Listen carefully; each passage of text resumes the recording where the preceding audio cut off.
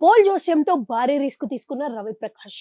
తెలుగు రాష్ట్రాలకు సంబంధించిన జర్నలిస్టులకు ఒక ఇమేజ్ తీసుకొచ్చిన ఘనత రవిప్రకాష్ దేననే చెప్పాలి. అప్పటి వరకు జర్నలిజం తీరు తెన్నుల్ని పూర్తిగా మార్చేసిన ఘనత ఆయనదే. రవిప్రకాష్ ను దేవుళ్లా ఆరాధించే జర్నలిస్టులు ఉన్నారు.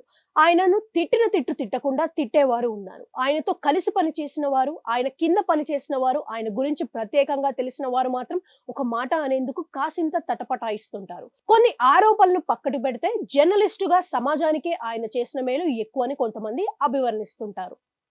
టీవీ రైడ్ నుంచి బయటకు వెళ్లిపోవటం, తీవ్రమైన ఆరోపణలతో అరెస్టు కావటం, జైలుకు వెళ్లటం లాంటి పరిణామాలతో ఆయన ఇమేజ్ భారీగా డ్యామేజ్ అయిందని చెప్పాలి. ఇదిలా ఉంటే తాజాగా ఆర్ ఛానల్ పేరుతో ఆయన రీ ఎంట్రీ పెద్ద హడావిడి చేయకున్న రెండు తెలుగు రాష్ట్రాల్లో జరుగుతున్న ఎన్నికలకు సంబంధించి ఏ పార్టీ ఎన్ని సీట్లు వస్తాయన్న అంచనాలకు సంబంధించి నిర్వహిస్తున్న ప్రోగ్రాం రాజకీయ వర్గాల్లో ఆసక్తికర చర్చగా మారింది.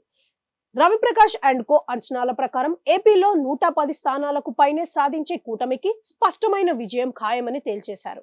జిల్లాల వారీగా గెలిచే గుర్రాలు, ఓడేవారి లెక్కల్ని ఆయన విప్పి చెప్పారు. ఆయన అంచనాలు ఎంతవరకు నిజమని తేలటానికి మరో కొంతకాలం పడుతుంది. మిగిలిన జర్నలిస్టులకు, రవిప్రకాష్ కు అండ్ కోకు ఆయన ఫలితాలపై రాజకీయ పార్టీలు సైతం స్పందించడం షురూ చేశాయి. ఆయనపై దాడిని అంతకంతూ పెంచేశాయి.